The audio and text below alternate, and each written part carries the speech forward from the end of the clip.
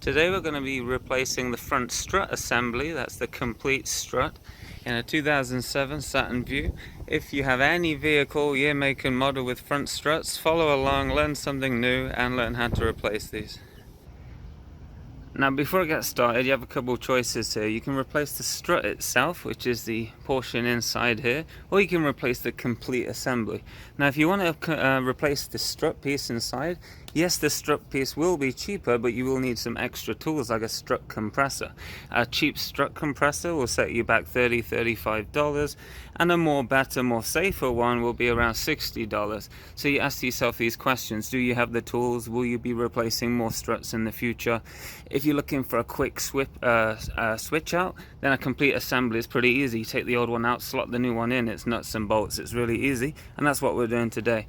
If you want to just replace the strut inside, it might be 30–40% cheaper to get those parts, but you will spend, quite a bit of time taking the spring off. It's under high compression, it's quite dangerous. Again, you need the strut compressor, some special tools, and when you take it all apart, you might find the mounting bushes here that you will also have to switch over into the new assembly. They may be gone as well, so your car may be apart and you might be ordering new parts to do this transplant successfully. So the decision is yours. Today we're going to replace the whole assembly, which is this piece right here. So before we get started, place the vehicle on jack stands. Put the jack stands on the body of the car and put them on each side of the car so both wheels are off the ground. Secure the front with a jack stand just for extra safety, it's optional. And just give it a little shake to make sure it's secure. The reason we put it on the body of the car is so that the suspension is sagging and there's no weight on it. And that allows us to disconnect the strut a lot easier because it's tied into the stabilizer bar end links, and you'll have an easier time putting in the new struts and taking the old ones out. If you don't have an impact driver to remove the lug nuts on the wheels, then you might want to crack them first before placing it on jack stands. Once it's on the jack stands, remove both front wheels from the vehicle. So now the wheel's off, we can see the strut assembly here. So that's the whole piece here. Now this is what's called a McPherson strut. It's just the guy who sort of invented the terminology, but they're used on many vehicles now. They tie into the stabilizer bar, which is the long bar that connects one side to the other, and it prevents body roll. So you're on the freeway, you quickly turn, your whole car's not going over the place. And they're secured by end links here, so we'll be removing this end link here to replace the strut assembly itself. Now when these fail, they tend to leak oil here, just where this sort of hydraulic bit is, anything like that, so check for residue. Again, they might not be leaking oil but also failed. It really depends. You could have a cracked spring, more rare, but it can happen. You could have a bent assembly here, so it's not hydraulically working as efficiently or correctly anymore. It could be a number of things. So your car could be bouncy. You may have uneven tire wear, usually around the middle, so something maybe like this. You can see it's slightly more worn on the middle here. Leaking oil, like I said. Your car might be bottoming out, so you go over a bump and the bottom of your car's hitting the bump, or it's just not returning to its full sort of position as it should, reduce shock in the road. And other things: poor handling, increased body roll, poor steering, and also you might get vibrations under load. So all these things can happen, and it's usually a combination of most of these which let you point at the struts themselves, as other components can contribute to tire wear and things, but usually a combination of these will point to the strut as being the suspect. And when replacing these, always replace them in pairs. Don't replace one. You want to replace them in pairs, because even though one might be shot, the other one might be halfway out, then you might get an uneven ride or something like that. And the very last thing, once we've done this, book an alignment in at the shop straight away, because you will need an alignment when replacing anything critical to do with the steering or suspension, such as a strut like this. So let's get on with it.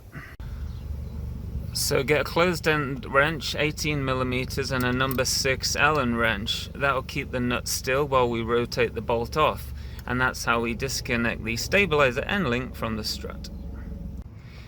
So just pop it at its socket, put the bolt on the end so you don't get it lost. If this doesn't stand by its own weight like this, then time to replace it because the joint's gone there. So something to check while you're in here. Also while you're in here, check your boots, make sure they're not cracked or leaking oil or anything like that. Since you're in here, it's a good time to inspect things. Next we're going to remove the brake line bracket from the strut. That's this one here, it's 13mm. Next we're going to take these two nuts off these bolts here. So this bolt here and the bottom camber bolt there, 21mm, but a 13/16 fits really well. They're on here really well, so it's important to get a really good fit on these. So whack a socket on and just take off these two bolts here. You may need a little bit of leverage to take them off. So both nuts are loose now. Just make them level with the end of the bolts here, and we're going to hit them with a lump hammer, so something really heavy but a wide surface area so we don't ding anything. And this just makes sure the surface area is bigger so when we hit them we don't damage the threads in the bolts. So we're just going to whack these two out now with the hammer. And for your brake line here, just make sure it's pushed out the way so you don't accidentally hit it. So the reason they're sometimes quite hard to remove is because they've got splines in here, so it has a really good fit, but a few whacks should set them loose. Once it's like this, let's just leave it and work our way to the top and undo the mounting bolts at the top here.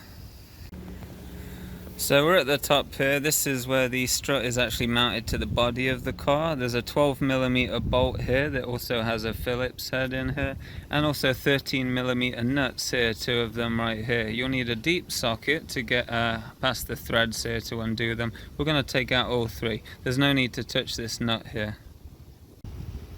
So with those removed, it'll just drop slightly, but it's being secured by those two bolts we didn't remove earlier. So we're going to come down here now and just remove these two bolts, and that will free the whole assembly from the vehicle. So with the bolts removed, we can just pretty much lift and maneuver this out of the vehicle. It's quite heavy, as you'll know if you've handled the replacement parts already, but we can just slide that right out. So it might be hard to tell, but you notice this bottom hole here is slightly bigger than the one above. That's because the bottom one is used to adjust the camber on the vehicle, and that's an alignment spec, one of the three along with toe and caster, that you may need adjusting with the alignment after this process, usually the camber. So if you're one of the people with a strut compressor, you've only brought the struts and you want to transplant the spring and mounting hardware onto that, this is where you do that. Again, it's pretty dangerous, but as long as you play it safe and get good quality strut compressors, you won't have a problem. So for the most part with this assembly video here, we're just going to take the new one and put it back on the vehicle. Very simple. So when putting these in, check the new part against the old one. It's the same length, the holes are in the same place and everything. The last thing you want to do is get it half installed and realize you have the wrong part. It can happen.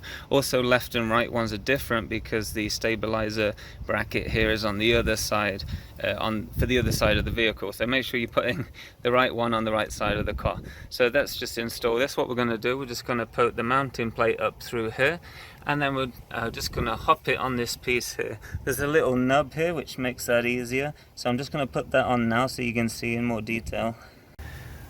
So I've just pushed it into the vehicle. You can see here these two little nubs here just rest on this, and that makes things so much easier because it takes the weight of the whole strut assembly, so you can just lift it up slightly to get the bolts in on the top, and that's what we're going to do now. So here's a little tip in order to get it bolted on at the top. You don't need to do this, but it's a lot easier. Just get a jack underneath with some rubber on top so you're not damaging anything here, and just raise it slightly, just the tiniest bit. And what that does, it will post up the whole strut assembly to the holes so you can actually bolt it down a lot easier.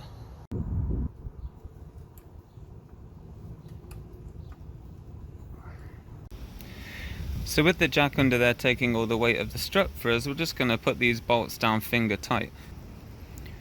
What I always recommend when doing anything with suspension, anything that could vibrate loose, nuts and bolts, is use some medium strength thread locker. So it's the blue one. It's well used, you can barely see the blue, but it's the blue one, and that just ensures when you're bouncing around and things like that, these bolts don't accidentally come undone, because that could be the worst thing ever. So the blue one just means you can remove it, but it shouldn't vibrate loose. So I'm going to put those on these threads right here, and also this one here. So with these finger tight or pretty much snug, we're going to go work on the bottom now and put these two big bolts in right here. So the easy way to line these holes up, just get a long sturdy screwdriver and you can manipulate the positioning of the holes, and that will allow you to line the top one up to get the bolt in. So just move this around to line up the holes, then we're going to drive the bolt in through the top one. Once the top one's in, you know, the bottom one's going to be easy to line up. Otherwise this bit comes loose here off these tabs and you have to push it back in again. So just a little tip there. So the bottom bolt here, that's how you adjust the camber on the vehicle, and that's, like I said, an alignment spec. That's sort of, as you drive like this, it's the position of your wheels this way or this way, negative or positive, for example. And what they do in an alignment shop, if your camber is off, they'll loosen this nut here on the other side for this, grab the wheel and then move it either that way or that way. Then they'll snug this back up, and that's how you adjust the camber on the Saturn Vue. Many other vehicles very similar. So the two bottom nuts here, 133 foot-pounds of torque if you have a torque wrench available.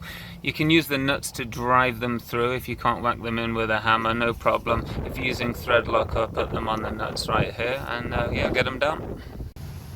So the brake hose bracket here, that's 11 foot-pounds of torque. Back to the top now, all three of these, 18 foot-pounds. So last but not least, the stabilizer and link nuts, again 18 foot-pounds. You can't really get a torque wrench on here, so just do it by feel.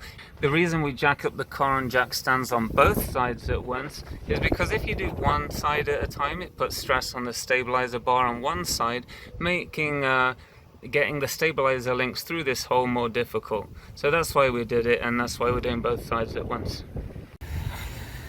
So that is it, the new strut assembly installed. Very quick job, in 20 minutes if you have all the correct size tools handy. It's a very easy job. Don't forget to get your alignment bucked in. It's something you will need to do very, very soon, otherwise you'll experience things like uneven tire wear, and you just really don't want that. So I hope this helped you. Thanks for watching, and check out my other videos too.